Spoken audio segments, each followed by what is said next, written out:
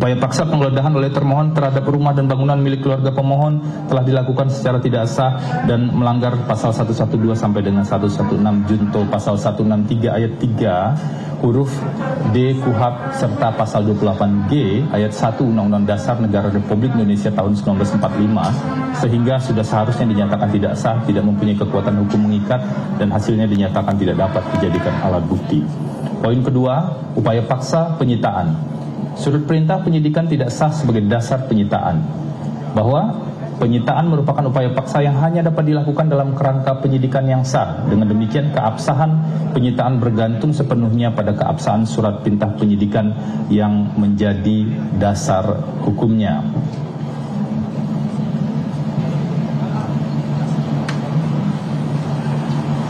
Kami poin pertama, surat perintah penyidikan tidak sah sebagai dasar penyitaan dianggap dibacakan. Poin kedua, penyitaan dilakukan tanpa izin Ketua Pengadilan Negeri di tempat benda berada, bahwa berdasarkan pasal 119 ayat 1 junto pasal 124 ayat 1 KUHP, sebelum melakukan penyitaan, penyidik wajib terlebih dahulu mengajukan permohonan izin dan memperoleh izin dari Ketua Pengadilan Negeri tempat benda berada. Izin ini merupakan syarat mutlak dan bentuk kontrol yudisial dan upaya paksa yang menyentuh hak milik.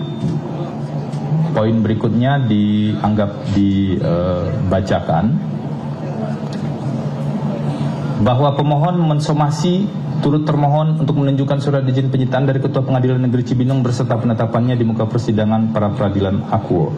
3. Dalih keadaan mendesak tidak dapat membenarkan penyitaan tanpa izin dianggap dibacakan sampai dengan halaman 36 poin 4. Sebelum poin 4, bahwa dengan demikian tidak terdapat dasar hukum apapun yang dapat membenarkan penyitaan tanpa izin Ketua Pengadilan Negeri Cibinong dalam perkara akuo. Poin 4, permohonan izin penyitaan tidak memenuhi persyaratan undang-undang. Halaman 36 dianggap dibacakan. Poin ke-5, objek penyitaan tidak termasuk benda yang dapat disita menurut pasal 123 ayat 1 KUHP, bahwa penyitaan hanya dapat dilakukan terhadap benda-benda yang secara limitatif ditentukan dalam pasal 123 ayat 1 KUHP, yaitu benda atau tagihan tersangka yang seluruh atau sebagiannya diduga diperoleh dari tindak pidana. Dan poin-poin berikutnya dianggap dibacakan. Ke halaman 38,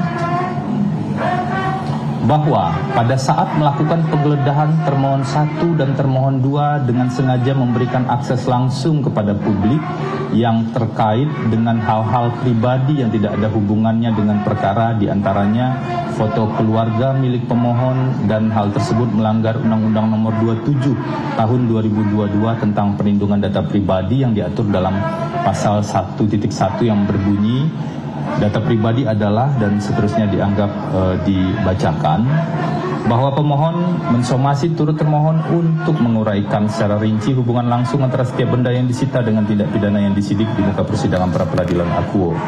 6. Pelaksanaan penyitaan cacat prosedur dan tidak ada berita acara yang sah dianggap dibacakan. Poin 7 halaman 39, penyitaan tidak disertai surat tanda penerimaan dan salinan berita acara tidak disampaikan kepada pemohon.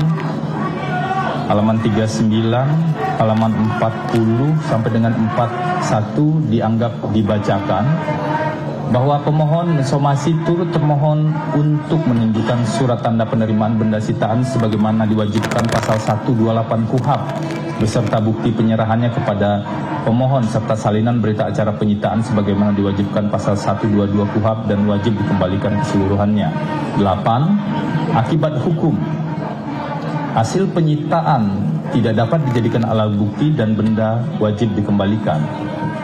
Bahwa KUHP menganut azas pengecualian alat bukti yaitu exclusionary rules. Apabila penyitaan dilakukan tanpa izin yang sah dan persetujuannya ditolak, maka hasil penyitaan tidak dapat dijadikan alat bukti dan benda yang wajib segera dikembalikan kepada pemilik atau pihak yang menguasai.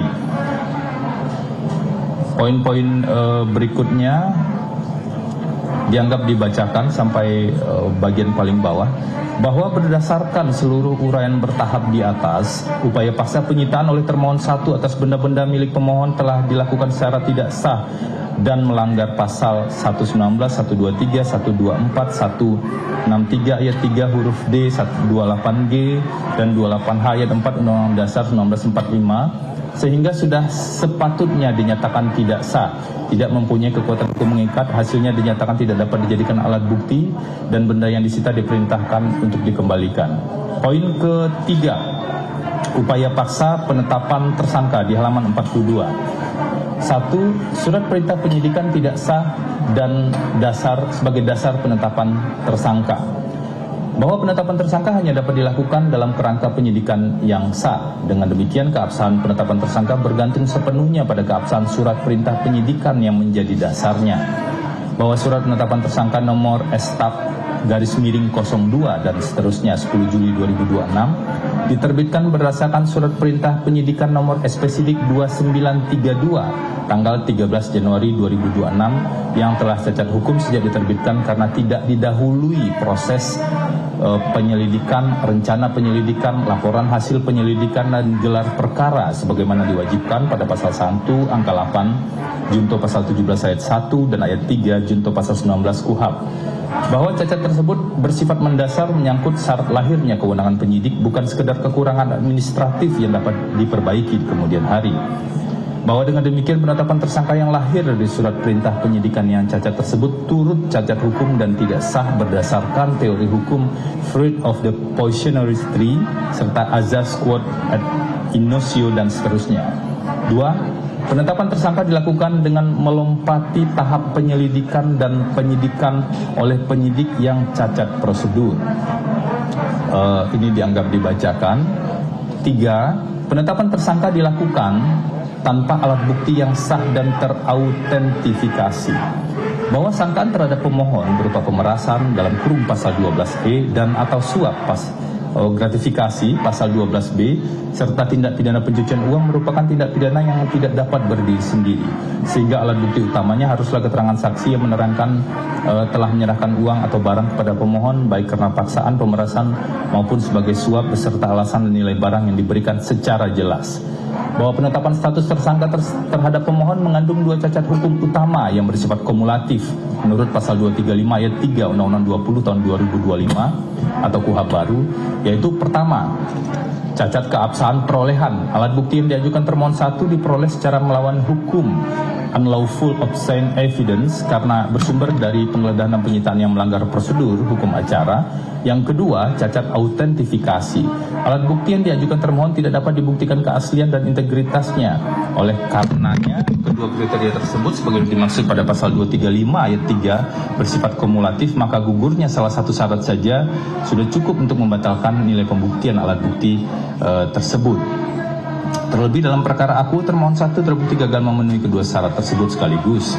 Bahwa dalam hukum acara pidana, proses penegakan hukum wajib dilaksanakan secara bertahap dan berurutan. Penyelidikan, penyidikan, dan penetapan tersangka. Penetapan status tersangka merupakan produk akhir setelah terpenuhinya syarat batas minimum alat bukti yang sah, bukan tindakan awal penyidikan. Bahwa secara fakta termohon 1 melompati tahapan hukum acara prosedural bypass dengan menerbitkan surat perintah penyidikan tanggal 6 Juli 2026 tanpa didahului proses penyelidikan dan gelar perkara, lalu serta-merta menetapkan pemohon sebagai tersangka pada tanggal 10 Juli 2026 dengan tenggat waktu yang hanya berjarak 4 hari. Tersebut merupakan formalitas prematur yang mustahil dapat mengumpulkan alat bukti secara sungguh-sungguh dan sah menurut kualifikasi yang ilmiah. Bahwa berdasarkan pasal 1 angka 31 Junto pasal 235 dan seterusnya, penetapan tersangka wajib didasarkan alat bukti yang sah dan terautentifikasi. Berdasarkan pasal 235 ayat 5 KUHP, alat bukti yang diperoleh dari tindakan yang tidak sah dan tidak dapat dibuktikan keasliannya dinyatakan batal demi hukum. Dan seterusnya dianggap dibacakan. Poin berikutnya, bahwa kemungkinan terhadap alat bukti berupa bukti elektronik yang dimiliki oleh termohon 1 berdasarkan pasal 235 ayat 4 Undang-Undang 20 2025 mewajibkan adanya pengujian keaslian dan integritas data secara teknis. Autentifikasi bukti elektronik tidak cukup diwakili dengan pengakuan subjektif penyidik, melainkan wajib dibuktikan secara teknis ilmiah, scientific crime investigation, melalui berita acara ahli forensik digital yang memuat: 1. Metode perolehan dan penyalinan data forensik. 2. Kesesuaian nilai hash value atau perangkat sumber dan data analisis. 3. Keutuhan rekam jejak, rantai penguasaan, chain of custody dari TKP hingga laboratorium. Bahwa dalam perkara Akuo, termohon 1 tidak pernah melakukan atau menunjukkan uji forensik digital maupun melampirkan BAP ahli forensik digital. Tanpa uji tersebut, bukti elektronik yang didalilkan termohon 1 adalah tidak autentik, mudah direkayasa, dan wajib dikesampingkan demi hukum. Bahwa klaim ketersediaan alat bukti lain oleh termohon 1 juga gugur demi hukum berdasarkan keterangan saksi yang tidak dapat dikualifikasikan sebagai alat bukti yang sah selama belum diperiksa sesuai dengan prosedur dan belum diuji kesesuaiannya dengan bukti sah lainnya. Dan begitu pula dengan keterangan tersangka hingga ditetapkan sebagai tersangka 10 Juli 2026. Pemohon tidak pernah sekalipun diperiksa atau diminta keterangan sebagai calon tersangka. Hal ini secara langsung melanggar kaidah putusan MK nomor 21 tahun 2014 sehingga mustahil terdapat alat bukti keterangan tersangka yang sah.